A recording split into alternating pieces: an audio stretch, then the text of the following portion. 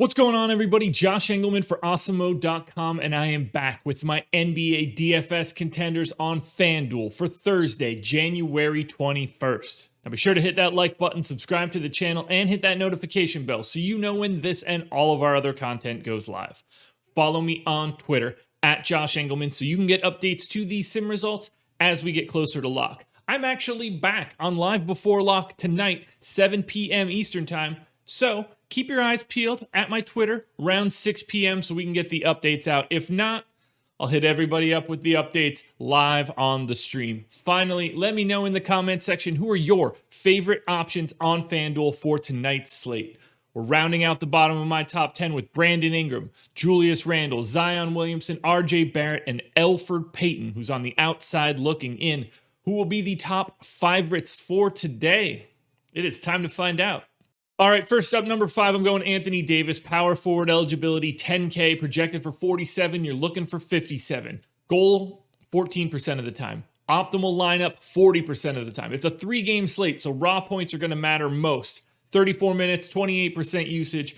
24, 9, and 3 is a baseline, but you're also getting 3.5 stocks. The variance in Anthony Davis's stocks is what makes him really interesting on FanDuel, because if he's projected for 3.5, like 6 and 7 is a really realistic scenario. If he gets 7 stocks, that's 21 fantasy points right out of the gate. I think that's very valuable. Now, they're taking on Milwaukee. You would expect AD, LeBron, even on the opposite side, Giannis, Middleton, they should get the full run. If this game stays close, they're going to treat this one like it's real. 34 minutes might be low. You could see 35 or 36. Every extra minute's going to help here.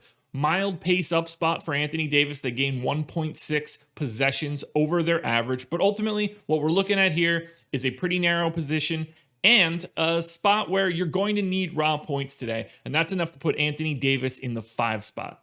Next up, I'm going number 4, DONTE DiVincenzo. So we're staying in the same game. Shooting guard eligibility, 4,400, projected for 22.5. The goal is 37. Now, that's not going to happen all that frequently. You'll probably need a little bit of a minutes boost for that, but he's still in the optimal lineup 41% of the time.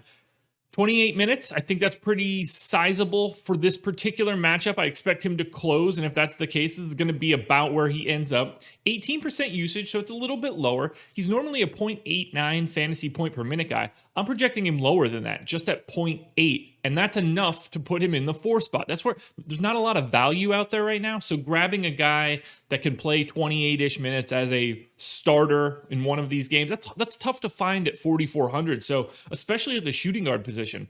11 and 4 is a pretty pedestrian baseline projection, but there's not a lot of places to squeeze out any juice on this slate, at least from a FanDuel perspective. So DiVincenzo looking like a really nice value at 4,400. I just cannot quit this man. Number 3, Eric Bledsoe, point guard eligibility, just 4,700, projected for 25, goals 30, 80s in the optimal 41% of the time. He's playing big minutes. I'm giving him 30. Every time that I watch them play, he just simply can't buy a bucket. 20% usage. This is a guy that is normally a 1 fantasy point per minute guy. I'm projecting him in this game for 0.82. Yes, very, very reduced. They're taking on Utah. It's a tough matchup. It's a pace down spot. All of these things are not ideal for Eric Bledsoe. And yet, because of his price tag and because of his minutes, a 12, 4, and 4 line is appealing. This is a spot where you can get Eric Bledsoe at a discount. If he continues to try to shoot the way that he has every time that I watch the Pelicans, he's going to blow 47 fantasy points or 4,700 out of the water. He needs 38, as if that would be surprising at all. This is the guy that averages 1.1 steals. If that even just climbs a little bit, that is massive on FanDuel where they're 3 points apiece. I had to get my steals and blocks plug in there for the second time on this video. Look, I've been playing a lot of Eric Bledsoe lately. Probably more than I should be. Today is not changing anything, particularly on a 3-game slate. I love getting to Bledsoe at 4,700. No-brainer option today.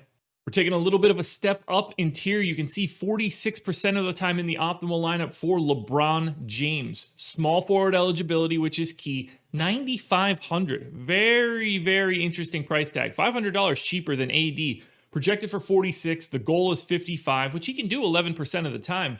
I like this step up though. 34 minutes, 33% usage. Look, I don't have to explain LeBron James. You guys know the drill. 24, 8, and 8. You guys know it's LeBron James on a 3-game slate. We're going to have to get the LeBron, AD, Giannis piece of today's slate correct. I think LeBron is at the top. I think AD is second. I think Giannis Antetokounmpo is third. Makes me a little bit nervous. I like the little bit of the pace up spot for LA. And I like getting to both of these Lakers. Now, I know we're going to get a ton of questions. Should you roster LeBron and AD in the same lineup? I don't have a problem with it on a 3-game slate. It's just difficult from a salary perspective. But ultimately, I don't see a reason to get away from both LeBron and AD. It'll really just come down to raw points between those 3 big pay-up options. And I think LeBron James has the easiest opportunity to make value at his price tag. Now, before we get to number one last reminder, hit the thumbs up. It helps me out so much. Subscribe to the channel so that we can get 50,000 subscribers before the Super Bowl. And finally, follow me on Twitter, @Josh Engleman. It's the only place that you can find these updates to my sim results, unless you hit me up in our premium Slack, and I'm feeling like a nice guy.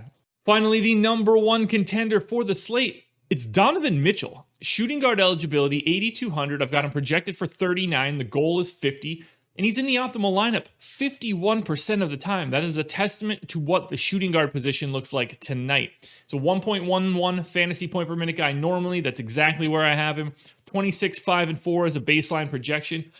It's a little bit of a pace down spot for Utah, which is kind of crazy. You wouldn't expect that against the Pelicans, but that's a little bit more of the Stan Van Gundy principle. They don't run as much as you would like, but Mitchell's playing monstrous minutes. I've got him in for 36. That's at 32% usage. I'm going to bet on the scoring at a position that is really difficult to fill. Donovan Mitchell, as of right now, in the optimal lineup more frequently than a coin flip. Alrighty, guys, that will do it. Those are my NBA DFS contenders on FanDuel for Thursday, January 21st. Again, I'm on the strategy show this morning. I'm on live before lock tonight. Keep your eyes peeled for that. We're also hanging around for an extra 30 minutes for Jock Market. I'll have some Jock Market thoughts later tonight.